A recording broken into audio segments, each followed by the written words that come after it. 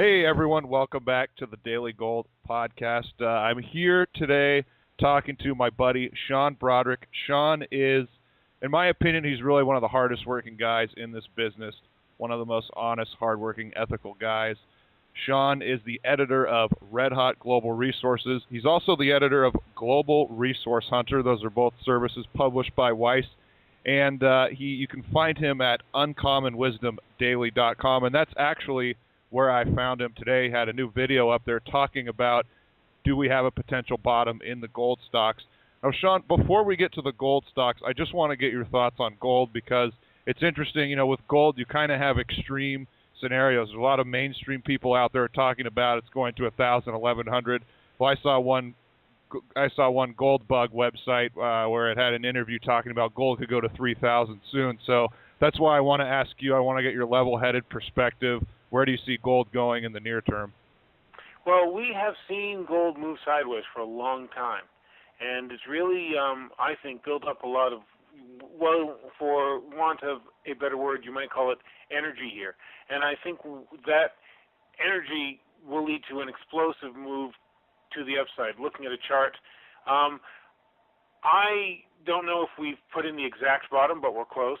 I would actually be expecting it next month, which is what I've been telling my subscribers, is that just looking at how gold has moved in the past, next month is the most likely time where we could see the next big move start. And I'd expect to see $2,400 gold by the end of the year. That's my target, and that's the one I'm sticking to. I mean, now, that doesn't mean that it can't get lower, but we've really been through some scares for gold recently, and, you know, it's done what it's done. It has held technical support. And as it has sold off in the face of adversity, I mean, gold-wise speaking, people have come in and actually purchased it. And we're seeing some large-scale purchases of gold by central banks around the world now. So if the central banks are buying it, I think that's kind of a clue that maybe other people should be too. So again, I don't know if we're at the exact bottom. I do think we're close. I think that the next big move in gold starts next month.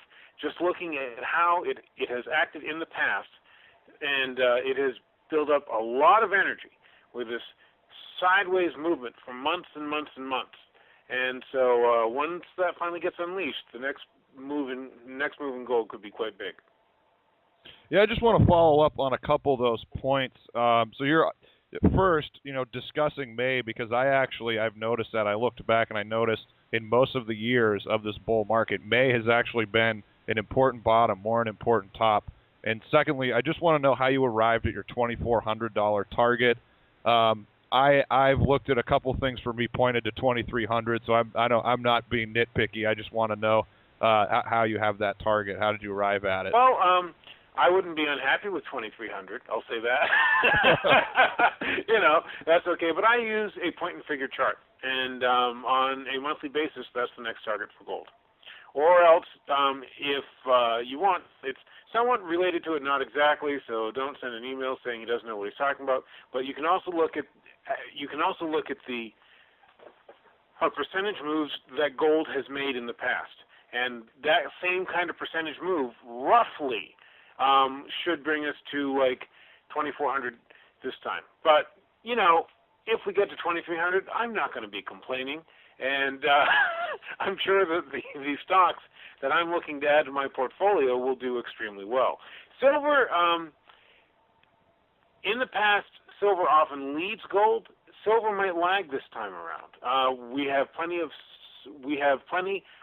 supply on the market, and the supply actually increased, and the use by industries around the world, except in China, which of course is the big industrial user of the world, but except in China, it's really kind of flattened out because people are still using silver for all sorts of applications, but they found ways to use less silver to get done what they need done. So that kind of drags on silver. That said, I mean, if say some big investor interest really starts to light up in silver, that could take off too. I do expect silver to go higher. In fact, some of the stocks that I'm really licking my chops over right now are silver producers. But just because they've really been beaten down into the sub-basement, so I think they can really rise much higher. But I think that percentage-wise, we may see silver not outperform gold the way that it has in the past. May only do the same percentage-wise move that gold does, maybe a little less. And so that's just one of the potential things out there. So if silver underperforms, don't be too surprised, because things have changed in that market. And in gold, I mean, the way the central banks are buying, there's a real hunger for gold out there now, especially with the problems over in Euroland. I mean, I think we could see some real developments over there. We've seen whole governments over there get swept away because people are so unhappy with the austerity programs that have been put in place. What's the opposite? What's the flip side of austerity? Is spending. And that's what people want the governments to do. So if you see that kind of spending coming in, that's really going to crack the euro. Now, and you can interrupt me. You can interrupt me anytime here. The U.S. dollar usually moves opposite to the euro, and gold often moves opposite to the U.S. dollar. So if the euro goes down and the U.S. dollar goes up, won't that weigh on gold? It could, however. If people really see the euro start to fray, then they're really going to want to put their money into hard assets, and that's where you can see both the U.S. dollar and gold shine at the same time. Okay, let me just get a quick follow-up on silver. So you're essentially saying that we actually have there's fundamental reasons not to be, super bullish on silver, but the fact that, we could see gold rising, and then maybe if we get people more excited, then they're just going to go into silver anyway, because that's what usually happens. Right, exactly. So it could lag a little bit, and so if that happens, people shouldn't be that surprised. Just because of all the stuff that's out there. I had a link on my Twitter feed which had some great stats on silver. So if you go to Twitter and look for Sean Brodrick, there's no E in Brodrick, it's just Brodrick, and Sean is spelled the old-fashioned way, Sean. Look for that, and look for my Twitter feed, and I have a link that says Great Stats on Silver. Read that one. It has some really interesting things on silver that everyone should keep in mind. Okay, here's my last question on silver. You mentioned the stocks. One thing I found really intriguing is, we could use SIL, the silver stock ETF. That never broke to new lows, yet we see the GDX.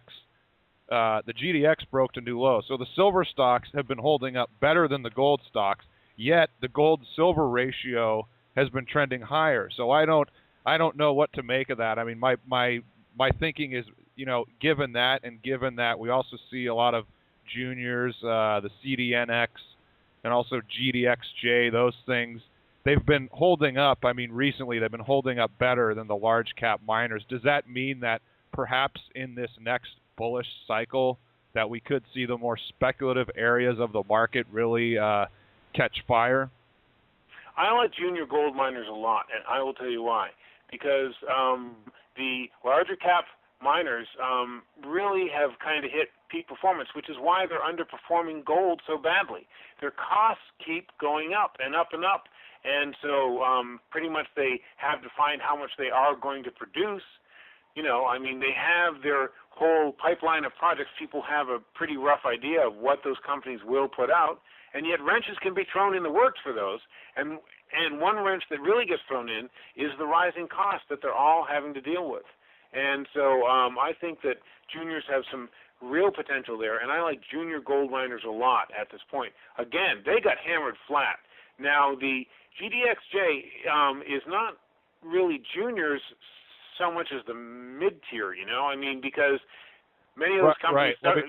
I'm sorry, let me just interrupt you for a second. That is interesting. I mean, the mainstream, they call it junior miners, but it's really, I think you very astutely made the point. It's really mid-tiers. It's not the juniors. But anyway, continue. Well, yeah, just because many of those companies started out as like juniors, but they have grown over time, especially because they're in the GDXJ, because, since they're in the GDXJ, they get bought. But here's the thing. many of the big miners are not looking for new acquisitions. They know what they're doing. Their basic plan is to actually mine that stuff and try and contain costs as they go forward.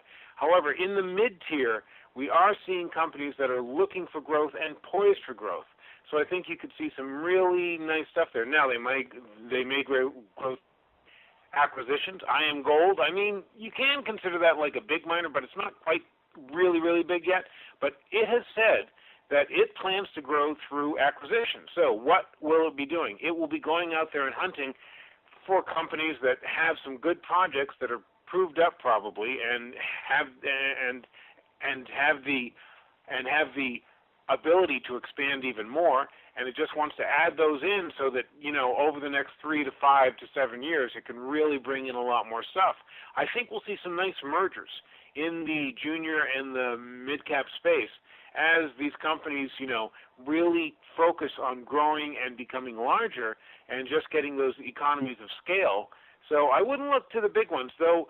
In fact, the chart that I have up in my video today is Newmont, because it's such an industry leader, such a bellwether, that you can kind of tell what's going on with the whole industry as a whole just by looking at Newmont. And the chart that I have up there shows that Newmont has retraced about half of the move that it had from its real bottom that it put in like 2008. So it went way up from that low. It's come back halfway, and now we have to see what happens. Now, if it breaks down from here, if Newmont breaks down, well, for one thing, it's already paying a 3% dividend. That would be an incredible deal. But if it does break down, it can go lower. And so we all have to be prepared for that. But if the normal historical cycles that you and I have been talking about come into play and Newmont bottoms from here, then I would look to deploy capital into the ones that really got beaten down into the dirt, the smaller companies that are really going to rise much faster when things take off. Yeah, let's get into that, because you know you're talking about the mid tiers. Let me just throw off some numbers here. I was thinking about a couple companies with huge cash positions. I mean, Horizon Gold, I think they have something like $200 million in cash, and I mean, I think they're probably going to make an acquisition. B2 Gold, I think, has about $100 million in cash right now. Argonaut Gold, with its warrants, by the end of the year, I think they're going to have about $170 million in cash. So those are some mid tiers that have really performed very well operationally. So tell us who are going to be the acquisition targets. I mean, we talked about the GDXJ. Sean, tell us who are you and I both know you want to buy the companies before they go into the GDXJ. Because right. Well, so tell us, maybe you have one or two that you can mention that we should keep our eyes on. Let me tell you about one silver company that I'm looking at, but I don't own yet. So people can take this for what it's worth. I think that it could be acquired this year, but I haven't thought that so much that I have to buy it right now, because I'm still not sure if we have more downside, so I haven't moved into it yet. But Silvercrest is a company that has a nice project It has a nice project that is already working. It has another new project that it is really defining. That's the kind of thing that I think these companies are looking for, that have some real potential to really up the production of anybody who actually acquires them. You named some names that I like a lot, by the way. Already own Argonaut Gold. Love that one a lot.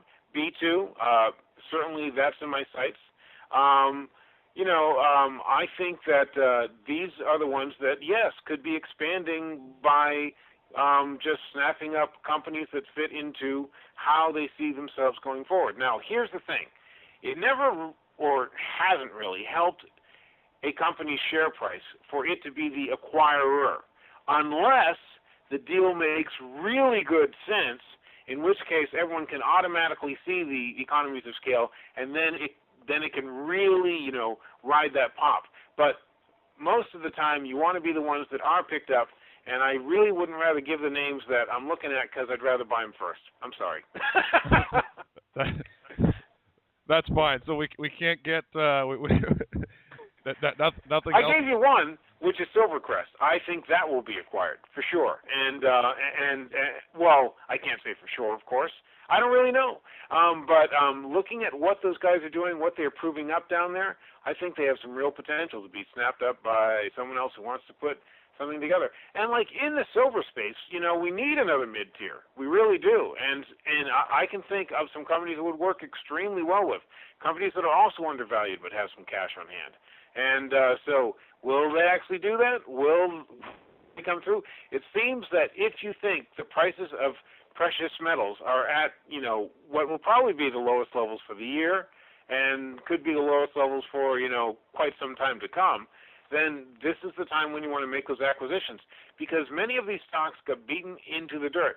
I have to tell you one thing, which is that many of the junior explorers, and these are the micro-cap companies that you and I like to really discover, they had a business model where they would head out and they'd find some project, and really bring it forward and prove it up, and then they would sell it to the larger companies. Well, that seems to have been taken off the table because companies have these full pipelines.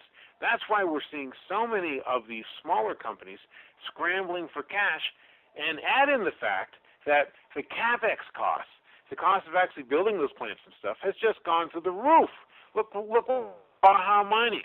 I mean, they lost, what is it, 3 or 4 directors in a complete debacle because just the cost of building out that project just really got away from them. And so now you have these tiny companies that do have great projects, and yet the amount of money they need to raise to build, the plant and all their CapEx costs, let's say, that's more than their market cap now, and they're in such a terrible bind. So it is really a tough situation for those companies, but there is going to be some opportunity there, because if those things do start to flounder, and then we're looking at break up and just selling off the assets, there are going to be some sharp guys just running in there and picking them up, and I think there's some real potential there. So people should keep their eyes on those companies which aren't even close to production. They have 2 or 3 years, so they either have to issue shares, and they recently have a estimate of how much to actually build the plant, and it's huge, and they've been looking for buyers, but no one stepped forward. Those are the kind of companies that just could be split up, and they'll have to sell off the individual bits at rock bottom prices, much cheaper than the people that own those companies would like to do, because we seem to have hit that stage in the market. So it's not the usual market that we're used to, where you could pick up a junior explorer and say, well, in say maybe 3 years they'll have something proved up, then they'll sell it and stuff like that. That seems to have gone away, at least for now. Maybe it'll come back, but right now it seems like the big producers are sitting on their hands and saying, you know what, we have full pipelines. We don't need those right now. So that's why I'm looking to the mid-caps to step into that space, because some of these bargains will become irresistible, and they will want to make themselves into much bigger companies because they have cash flow. As long as they have cash flow in this market, I think they're doing pretty well, or at least, the ones that I'm looking at are. And so they have cash in the bank, and they will definitely want to make some deals, I think. Yeah, and to your point, I was recently on a property visit in Mexico, and there were a couple guys on the finance and financial professionals who were visiting, and they were talking about, to your point, how there's just a handful of companies out there that are kind of smaller, and they can't finance because their stocks have gone down so much, but they have a good amount of gold, defined 43101s and so forth, and so it makes me think that. I don't want to use the word vultures, but I think people who have the financial ability to come in. I think we're going to start seeing some takeovers and acquisitions of a lot of these smaller, tinier juniors. I mean, we saw First Majestic just come in and take over Silvermex. Do you think we could see more deals like that? Yes, especially, but I just want to make the point that the kind of deals I'm looking at are the ones where the companies are really running out of options, and that's where we'll see just some real things hit the old bargain basement bin And that's where we will see some real deals made, because though we have seen pullbacks in the prices of like silver and gold, well, especially gold, it hasn't been that much of a pullback. Silver it has, but you know what? I mean, historically speaking, silver's at a great price, and so many of these mines that went into production, I mean, they're making a fortune. They have a lot of money. They aren't in a rush.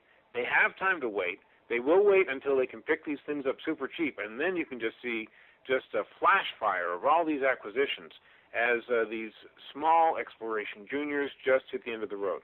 So companies that I'm thinking about moving into, just as soon as I can confirm this is the turn. Again, it might not be, and everyone has to keep that in mind. It's still very early, and if you want to be the guy who says, I bought the bottom, good luck to you, but I'd rather wait for a little confirmation here. But the kind of companies that I'm looking at have cash flow. They have production. That I won't buy an explorer. That doesn't mean I won't buy a developer.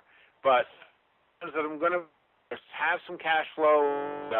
They just come down with everybody else. As my old friend Charles Boliti, and he started on back when he had an outhouse. That's how old that guy was. He's no longer with us, God bless him. But what he used to say is, when the paddy wagon comes along, it takes the good girls downtown along with the bad, which means there are some really nice companies out there that just got beaten down, sold off, really, really in the bargain basement. Some of them trading for near cash right now, and I just think those are the first ones you had, because when the shock of realization of how cheap these companies are actually hits people, you know, the chance for them taking off just could be really big. That said, I'm not thinking today. I'm waiting for confirmation. No one will do this and say, Sean says you need to buy this right. I think that we may be at a bottom. I would be more expecting a real bottom next month, but it doesn't have to come next month. It might come this month. Might come the month after. That's the whole problem with using historical charts and cycles, is sometimes they're a little different. And so, however, I feel much better about gold and silver now than I did, say, even a week or certainly 2 weeks ago, when it seems like some really nice stocks are being taken out back and shot. And they seem to have really found a place where they're starting to put in a bottom. It might not be the bottom, but it seems like a good, solid place. So now I have a wait-and-see attitude, and I think that the shopping opportunities are coming up soon. Alrighty, well, I love that analogy by your old friend there, by the way. And as we close, Sean, anything else you want to mention? And also maybe you can talk about how our listeners can subscribe to your newsletter. Sure. Well, you can always check me out at uncustomdaily.com. And I know that's, believe me, I didn't come up with a name, but we're working with it. Anyway, I have a video up there to look around for the blog. You'll see a chart of the GDX put up last night. And I post stuff there now and then on the blog, and also I have a new column or video every Thursday, so look for that. There are other smart people, some of them are smarter than me, who also post there. So you might want to check out uncommonwisdomdaily.com anyway. You can also find me on Twitter, and just my name, Sean Brodrick. There's no E in Sean Brodrick. And I am a Twitter fiend. So if you like news on mining and stuff like that, definitely hook up with that, because I'll have all sorts of information there. And I have a monthly newsletter called Global Resource Hunter, which is really cool. And it's definitely has some great mining stocks in it. However, it's not just mining. I also focus on oil and gas and, stocks that pay nice dividends, agriculture. So basically it's Global Resource Hunter. Basically, that's what that does. And so that's probably enough. I've certainly confused your listeners enough with all that stuff. But I do think they should check me out on Twitter or at uncommonwisdomdaily.com. And this has been a scary market. Many of us have seen losses that we didn't want to experience. We could see more selling, but we also seem to be seeing the light at the end of the tunnel. And now's not the time to get out of the game. Now's the time to get your stuff together, raise some cash, and make your shopping list, because I think that the real buying opportunity is probably coming up very soon. All right, Sean. Well, thanks so much for your time and your great insight as always. I really appreciate it. Hope to see you again soon in person, and all the best to you and your family. Well, Jordan, thanks very much. All my best to you and your lovely wife. You are two of my favorite people, and I always read your stuff because it is chock full of insight. So thanks. Well, thanks so much, Sean, and we'll have to speak again soon in the next couple weeks. I would love to do that. That'll be great.